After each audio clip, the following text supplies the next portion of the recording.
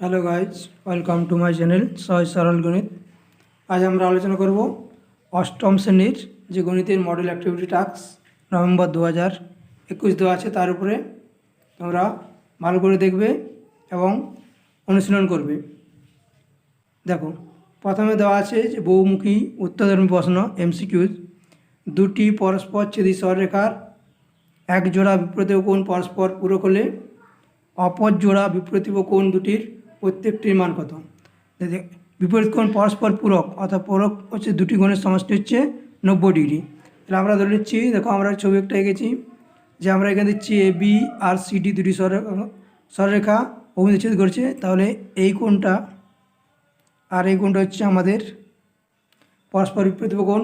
যেহেতু এই দুটি কোণের সমষ্টি বলেছে 90 ডিগ্রি, অর্থাৎ এবং আমরা জানি বিপরীত কোণগুলি পরস্পর সমান, তাহলে প্রত্যেকটি কোণ হচ্ছে আমাদের 45 ডিগ্রি।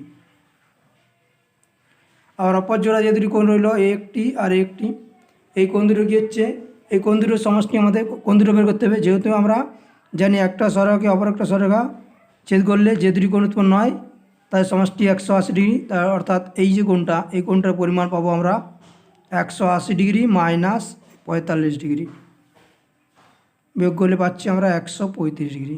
অর্থাৎ এই যে একের কোশ্চেনটা, এর উত্তর হবে আমাদের 135 ডিগ্রি। 135 ডিগ্রি আমাদের অপশন নাম্বার ডিতে দেওয়া আছে 135 ডিগ্রি। দ্বিতীয় দেখো, দূরত্ব স্থির থাকলে যদি গতিবেগ দ্বিগুণ হয় তাহলে সময় কীরূপভাবে পরিবর্তিত হবে?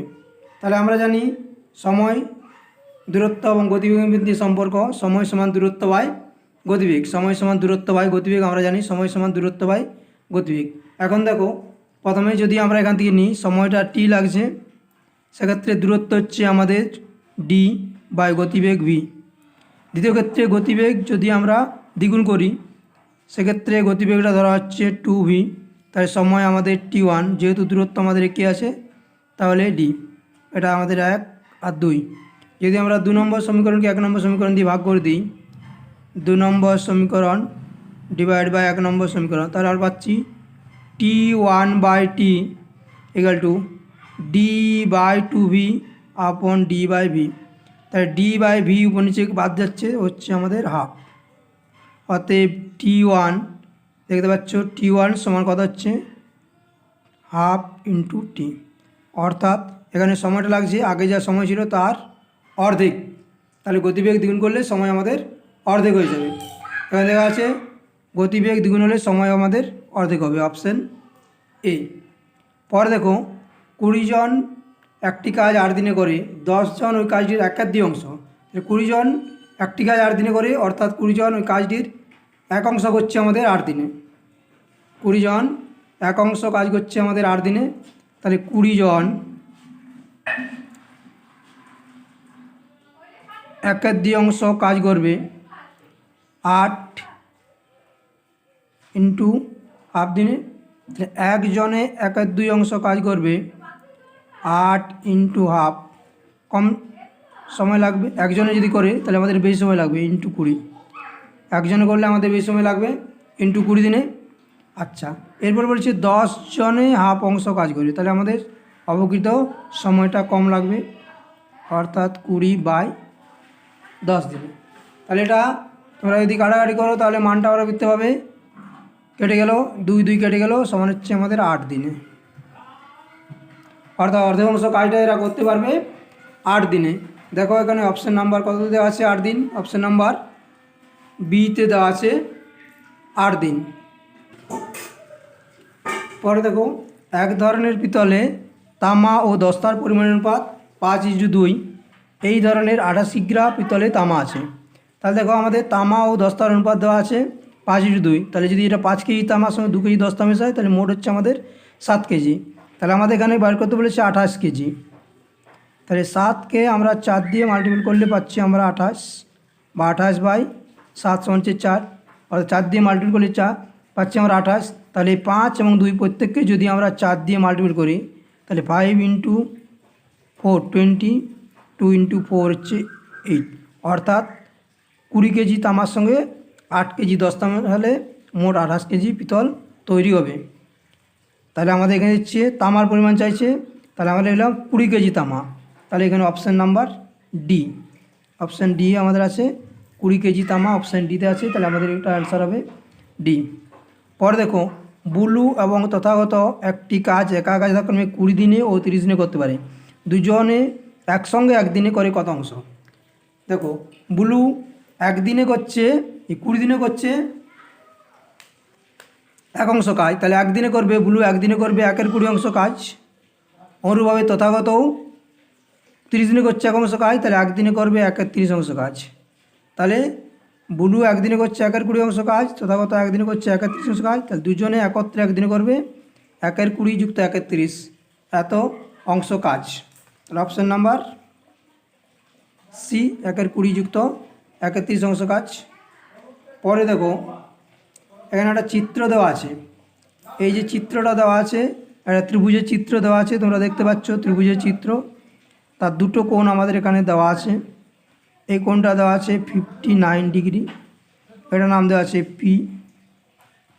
তাহলে এই বাহুটা আমরা কিউ ধরছি, এই বাহুটা আমরা আর ধরছি। এটা 59 ডিগ্রি, এটা হচ্ছে 50 ডিগ্রি। চিত্রে আমাদের পি কিউ আর দেওয়া আছে, এই জন্য ত্রিভুজের নাম আমরা পি কিউ আর ধরলাম।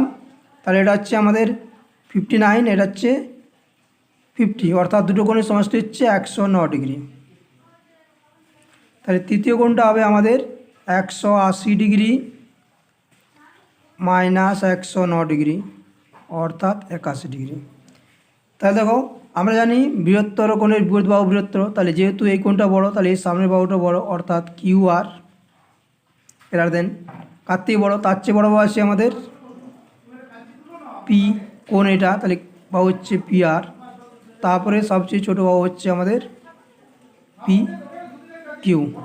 তাহলে দেখো, আমাদের এই যে ত্রিভুজটা Q R greater than P R greater than P Q, আমরা এটা বুঝতে পারছি। আমাদের অপশানে দেওয়া আছে Q R greater than P Q, option number ডিতে দেওয়া আছে আমাদের কিউ আর, এবার পাচ্ছি Q R greater than P Q, তাহলে অপশান নাম্বার আমাদের D, Q R greater than P Q.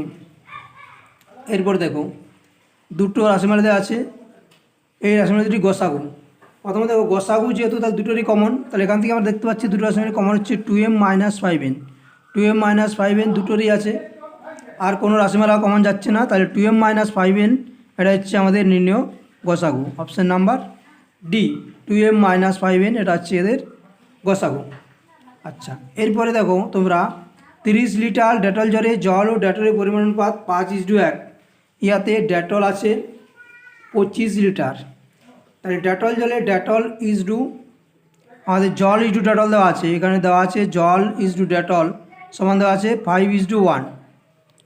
দেখো, জল ইজডু ডেটল এটা হচ্ছে 5:1, তাহলে 5 আর 1 যোগ করলে আমাদের মোট কত পাচ্ছি? 6, অর্থাৎ 6 লিটারে 5 লিটার জল এবং 1 লিটার ডেটল আছে। এবারে হচ্ছে আমাদের 30 লিটার ডেটল জলে, তাহলে এটা যদি আমাদের 30 হয়, তাহলে আমার আগের মতনই 5 দিয়ে গুণ করলাম, 6 × 5 = 30, তাহলে এটাকে 5 দিয়ে গুণ করলে 5 × 1 = 5, 5 × 5 = 25। তাহলে আমাদের জল থাকছে 25 লিটার আর ডেটল হচ্ছে আমাদের 5 লিটার। কিন্তু এখানে বলা আছে আমাদের ডেটল আছে 5 লিটার, ডেটল আমাদের হিসাবে বেরোচ্ছে 5 লিটার, কিন্তু এখানে অপশান দেওয়া আছে ডেটল হচ্ছে 25 লিটার, তাহলে নিঃসন্দেহে এটা মিথ্যা, অর্থাৎ ফলস। এরপরে দেখো, পরে তোমাকে দেওয়া আছে একটা সংখ্যামালা দ্বারা বিভাজ্য, তো সংখ্যামালা আমরা উৎপাদক করে নিচ্ছি। তোমাদের সংখ্যামালা যেটা দেওয়া আছে ভালো করে দেখো, এটা লেখা আছে 27x³ - 343y³ এটা আমরা লিখতে পারি 3x তার কিউব মাইনাস এটা 7y তার কিউব, 7-এর কিউব হচ্ছে 343। তাহলে এটা উৎপাদক করলে আমরা একটা উৎপাদক পাচ্ছি, এটা একটা উৎপাদক আমরা পেয়ে যাচ্ছি 3x - 7y। সুতরাং এই রাশিমালাটা অবশ্যই 3x - 7y দ্বারা বিভাজ্য, তাহলে এটা আমাদের হবে ট্রু। এরপর দেখো, গসাগু করতে বলা আছে, দুটো রাশিমালা দেওয়া আছে 2a²b, তাহলে প্রথম রাশিমালাটা 2 × a × a × b, দ্বিতীয় রাশিমালা 4ab², 4 2 × 2 a × b × b। গসাগু গরিষ্ঠ সাধারণ গুণনীয়ক অর্থাৎ দুটোর মধ্যে যেটা কমন আছে, তাহলে এখানে দেখো একটা 2 আছে, এখানে একটা এ আছে, আর আছে আমাদের বি। তাহলে গসাগু আমাদের কত হবে? গসাগু হবে 2ab। এই যে দুটো সংখ্যা আমরা দেওয়া আছে তাদের গসাগু হবে 2ab, কিন্তু এখানে দেওয়া আছে 4a² b²। তাহলে নিঃসন্দেহে এটা আমাদের ভুল বা মিথ্যা, ফলস। পরে দেখো এই যে রাশিমালাটা দেওয়া আছে, এখানে দেওয়া আছে x² by A plus a² by A সমান x। এখানে উপর দুটো যোগ হচ্ছে, কিন্তু আমাদের দুটো রাশিমালা কী হচ্ছে? ভগ্নাংশ করলে ax হর হবে। এখানে কী দেওয়া আছে? a প্লাস এক্স, এবং এখানে হবে x³ প্লাস a কিউব। তাহলে নিশ্চয়ই এটা আমাদের সমান নয়, অর্থাৎ এটা হচ্ছে আমাদের ফলস। আমরা দেখো এটা যদি যোগ করতাম কত পেতাম? x² by A plus a² by x. এদের এ আর এক্স ছিল সঙ্গে এক্স, তাহলে এক্স দিয়ে ভাগ করলে এটা হচ্ছে x³ প্লাস a কিউব। এটা হতো, কিন্তু আমাদের আছে x² plus a² by A plus x, তাহলে এটা আমাদের সমান হবে না, অর্থাৎ ফলস। তৃতীয় দেখো 5 নম্বর দেখো, এখানে আছে এই যে ত্রিভুজটা, ত্রিভুজের এই বাহুটাকে বাড়ানো হয়েছে এবং এই কোণ উৎপন্ন হয়েছে। তাহলে আমরা কি জানি যে উৎপন্ন কোনো এক বাহুকে বিপরীত করলে উৎপন্ন বৈকোণ বিপরীত কোণ দুটির সমষ্টির সমান হয়। এখানে কী দেওয়া আছে? অর্থাৎ x ডিগ্রি সমান 70 ডিগ্রি প্লাস 59 ডিগ্রি, কিন্তু এখানে দেওয়া আছে x degree 70 degree minus 59 degree. তাহলে এটা আমাদের ঠিকই নয়, অর্থাৎ ভুল। বেশ, এর বলেছে হারুন চাচা একদিনে কোনো কাজের 1/10 করে। তাহলে 1/10 কাজটি করছে একদিনে, তাহলে 1 অংশ কাজ করবে কদিন? 1 × 10 অর্থাৎ 10 দিনে। তাহলে সময়টা আমাদের ঠিকই আছে, এটা হচ্ছে ট্রু। সম্পূর্ণ কাজটি করতে হারুন চাচার, অর্থাৎ 1 অংশ কাজ করতে হারুন চাচার 10 দিন সময় লাগবে। তাহলে এটা আমাদের অপশান নাম্বার, এটা হলো আমাদের ট্রু। এরপরে দেখো 2.25 টাকা 5 টাকার শতকরা 4.5। তা 2.25 টাকা 5 টাকার কত হচ্ছে? 2.25 টাকা 5 টাকার কত হবে? 2.25 বাই 5 ইন্টু 100%। 2.25 টাকা হলে এত পার্সেন্ট হবে, তাহলে দশমিক এখানে তুললে আমাদের 100 বাদ, এটা যদি ভাগ করি হচ্ছে আমাদের 45%। কিন্তু এখানে দেওয়া আছে 2.25 টাকা শতকরা 4.5। শতকরা হতো আমাদের এখানে, শতকরা হতো 45, কিন্তু অপশানে দেওয়া আছে 4.5। তাহলে এই দুটো আমাদের সমান নয়, তাহলে আমরা এটা হবে মিথ্যা, ফলস। বুঝতে পেরেছ? এরপর তোমরা 3 কোশ্চেনগুলো দেখো, সংক্ষিপ্ত উত্তরধর্মী প্রশ্ন। এখানে একটা ত্রিভুজ দেওয়া আছে ABC, এই ত্রিভুজের দুটো বাহু AB আর AC সমান। তাহলে আমরা ত্রিভুজ আঁকলাম ABC ত্রিভুজ, যার AB এবং AC বাহু সমান। এখন দেখো বলেছে BAC কোণ 70 ডিগ্রি, BAC কোণ যদি 70 ডিগ্রি হয় আর AB এবং AC বাহু সমান, তাহলে অবশিষ্ট কোণ দুটোর সমষ্টি আমরা কী পাচ্ছি? অবশিষ্ট কোণ দুটোর সমষ্টি 100 ডিগ্রি মাইনাস 70 ডিগ্রি, অর্থাৎ 110 ডিগ্রি। এটা আমরা কী লিখতে পারি? 110 ডিগ্রি হচ্ছে আমাদের বি কোণ এবং সি কোণ। এই যে বি কোণ এবং সি কোণ দেখতে পাচ্ছি এই সমষ্টি, তাহলে প্রত্যেকটা কোণ কত হচ্ছে? অর্ধেক হবে। অর্থাৎ প্রতিটি কোণ হচ্ছে আমাদের 110 ডিগ্রি বাই 2 সমান হচ্ছে আমাদের 55 ডিগ্রি। অর্থাৎ ABC কোণ সমান ACB কোণ, ABC কোণ সমান ACB কোণ সমান হচ্ছে আমাদের 55 ডিগ্রি। প্রত্যেকটা কোণের মান আমাদের 55 ডিগ্রি দাঁড়াচ্ছে। এরপর দেখো দ্বিতীয় কোশ্চেনটা, দুটি সমান মাপের কৌটো মিশ্র চায়ে আসাম চা ও দার্জিলিং চায়ের পরিমাণ অনুপাত দেওয়া আছে 5:18 এবং দ্বিতীয়টাতে 2:3। তাহলে আমরা লিখতে পারি প্রথম কৌটায় আসাম চা আছে 5/5 + 18 অর্থাৎ 5/23, আর দ্বিতীয় কৌটায় আসাম চা আছে আমাদের 2/2 + 3 2/5 পার্টস। অর্থাৎ প্রথম কৌটা আসাম চা আছে এত অংশ, আর দ্বিতীয় কৌটা আসাম চা আছে 2/5 অংশ। এরপর আমাদের 5/23 এবং 2/5 এদের মধ্যে কোন অনুপাতটা বড় সেটা আমাদের হিসাব করতে হবে। 5/23 এবং 2/5 মধ্যে কোনটা বড় আমরা এখানে হিসাব করব। তাহলে আমরা দেখছি, তাহলে দেখো আমরা বলছি 5/23 এবং 2/5, 5/23 এটা হচ্ছে প্রথমটা এবং দ্বিতীয়টা হচ্ছে 2/5। তাহলে এটা আমরা ছোটো বড় নিয়ে করার জন্য আমরা সহজে করতে পারি, এদের কোনো গুণ, এটার সঙ্গে এটা গুণ, এটার সঙ্গে এটা গুণ। 5কে 5 দিয়ে গুণ করলে হচ্ছে 25, 23কে 2 দিয়ে গুণ করলে হচ্ছে 46। তাহলে দ্বিতীয় পার্টটা হচ্ছে 46, প্রথম পার্টটা হচ্ছে 25। যেহেতু আমাদের 46 25 চেয়ে বড়, সুতরাং দ্বিতীয়টাতে আসাম চায়, অর্থাৎ দ্বিতীয় কোটায় আসাম চায়ের পরিমাণটা বেশি আছে। দ্বিতীয় কৌটায় আসাম চায়ের পরিমাণটা বেশি আছে এখানে। তাহলে যেহেতু এটা বেশি, তাহলে আমরা লিখতে পারি 2/5 গ্রেটার দেন 5/23, 2/5 গ্রেটার দেন 5/23, অর্থাৎ দ্বিতীয় কৌটায় আসাম চায়ের পরিমাণটা বেশি আছে। এভাবে আমরা তুলনা করতে পারি।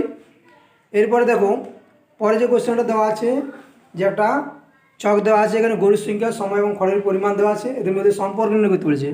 সময় স্থির, অর্থাৎ সময়কে আমরা যদি বাদ দিয়ে দিই, তাহলে গরুর সংখ্যার সঙ্গে খড়, অর্থাৎ আমরা জানি বেশি গরু থাকলে বেশি খড় লাগবে, তাহলে এটা হচ্ছে সরল সম্পর্ক। আর দ্বিতীয় হচ্ছে গরুর সংখ্যা স্থির, গরুর সংখ্যা স্থির থাকলে বেশি দিন, যদি নির্দিষ্ট গরু থাকে তাহলে বেশি দিন খেলে আমাদের বেশি খড় লাগবে, অর্থাৎ এটা আমাদের সরল সম্পর্ক। দুটোই হচ্ছে সরল সমানুপাত, এটাও সরল সমানুপাত, এটা হচ্ছে সরল সমানুপাত। এরপর দেখো একটা উৎপাদক করতে দেওয়া আছে, x² plus px plus Q, এই সংখ্যা আমাকে পি এর মান দেওয়া আছে a প্লাস বি, আর কিউ এর মান দেওয়া আছে a ইন্টু বি। তাহলে এটা যদি আমরা উৎপাদক করি, তাহলে উৎপাদক আমরা কীভাবে পাবো? আমরা রাশিমালাটা লিখছি x² plus px plus Q, এখানে পি এবং কিউ এর মানটা আমরা বসিয়ে দিলাম। পি এবং কিউ এর মানটা বসিয়ে দিলে কত হচ্ছে? পি এর মানটা হচ্ছে a plus B into A B. এরপর দেখো উৎপাদক করলে হচ্ছে x² plus X plus bx plus A B, তারপরে উৎপাদক করে পাচ্ছি X plus A into X plus B. তাহলে তোমরা এই উৎপাদকটা করবে x² plus px plus Q, উৎপাদক করলে হচ্ছে x plus A into X plus B, এবার উৎপাদকটা করে নেবে। পরে দেখো, পরে কোশ্চেন দেওয়া আছে 4-এর দাগে রাখে একটা x/2 = 1/2x + 1, এই রাশিমালাটা দেওয়া আছে। এখান থেকে x³ - 1/x³ মান বের করতে বলেছে। তাহলে প্রথমে আমরা কি করছি, x/2 = 1/2x + 1, এখান থেকে x - 1/x এর মান বের করে নিচ্ছি। তাহলে আমাদের কত বের হলো? x - 1/x এর মান বের হচ্ছে 1 × 2, অর্থাৎ 2, x - 1/x এর মান বের হচ্ছে 2। এবার x³ - 1/x³ ফর্মুলা লিখব, মান নির্ণয় ফর্মুলা x - 1/x তার cube plus 3 × x × 1/x × x - 1/x। এরপরে মানটা আমরা বসিয়ে দিচ্ছি, x - 1/x এর মান আমরা পেয়েছিলাম 2, তাহলে হচ্ছে 2³ প্লাস 3 × 1 × 2, এটা হচ্ছে 8 প্লাস 6 = 14, অর্থাৎ x³ - 1/x³ মান হচ্ছে আমাদের 14। বুঝতে পেরেছো এটা উত্তরটা? এরপর দেখো 4-এর দাগে 2-এ একটা ভাগ অঙ্ক দেওয়া আছে। প্রথমে x² - 5m m² - 5m plus 6, একে m-3 দিয়ে। তো প্রথমত আমরা m² - 5m প্লাস 6কে উৎপাদকে বিশ্লেষণ করে নিলাম। আর উৎপাদক বিশ্লেষণ করলে তোমরা এবার উৎপাদক বিশ্লেষণ করবে। এখানে উৎপাদক বিশ্লেষণ হচ্ছে m-3 × m-2, তাহলে m² - 5m প্লাস 6 এর উৎপাদক বিশ্লেষণ এভাবে করলে পাচ্ছি m-3 × m-2, যেহেতু তোমরা উৎপাদক বিশ্লেষণ করে দাও। পরে আমাদের এই রাশিমালাটাকে এটা দিয়ে ভাগ করা, অর্থাৎ নির্ণয় ভাগফল সমান এইটা ডিভাইড বাই এটা। তখন এই জায়গাটা হচ্ছে m-3 × m-2, কাটাকাটি করলে আমাদের m-2টা কেটে যাচ্ছে, m-3টা কেটে যাচ্ছে, তারপরে হচ্ছে m-2 সমান m-2, অর্থাৎ নির্ণয় ভাগফল আমরা লিখতে পারি m-2। আশা করি প্রত্যেকে বুঝতে পেরেছো। নির্ণয় ভাগফল হচ্ছে m-2। তোমরা সরাসরি ভাগ পদ্ধতিতেও এটা করতে পারো, তবে এটাই অপেক্ষিত সহজ বলে মনে হচ্ছে। এরপর দেখো একটা পাই চার্টের অঙ্ক তোমাদের করতে দেওয়া আছে। এটা তোমরা পাই চার্টের অঙ্ক, ক্রিকেট, ফুটবল এই মানটা দেওয়া আছে। তোমাদের এখানে কি করতে হবে, যে ক্রিকেট খেলা, ফুটবল খেলা এবং ব্যাডমিন্টন খেলা, এই যে রানটা দেওয়া আছে, তোমরা প্রথমত এটাকে শতকরা আছে, প্রথমে এটাকে ভগ্নাংশে পরিণত করবে। তাহলে আমরা এখানে যোগ করে যদি দেখি কত হচ্ছে, এই যোগফলটা হচ্ছে আমাদের 60 প্লাস 30, এই দেখো 60 প্লাস 30 প্লাস 10, এটা যোগ করলে আমরা পাচ্ছি 100, এটা যোগ করলে পাচ্ছি 100। তাহলে আমরা এটাকে যদি ভগ্নাংশ করি, তাহলে এটা হচ্ছে 60/100, 30/100, এটা হচ্ছে 10/100, এবং এভাবে এদের কেন্দ্রীয় কোণটা আমরা নির্ণয় করব। তাহলে ভগ্নাংশের মানটা হচ্ছে 60/100 6/10, 30/100 3/10, 10/100 1/10, এবং কেন্দ্রীয় কোণ করলে প্রত্যেকটা 360 ডিগ্রি গুণ করব। তাহলে এটা পাচ্ছি ক্রিকেটের জন্য হচ্ছে 216 ডিগ্রি, ফুটবলের জন্য হচ্ছে 108 ডিগ্রি, এবং ব্যাডমিন্টনের জন্য 36 ডিগ্রি। এরপরে আমরা কি করব, আমরা একটা বৃত্ত পাই চার্ট আঁকার জন্য একটা বৃত্ত আঁকবো।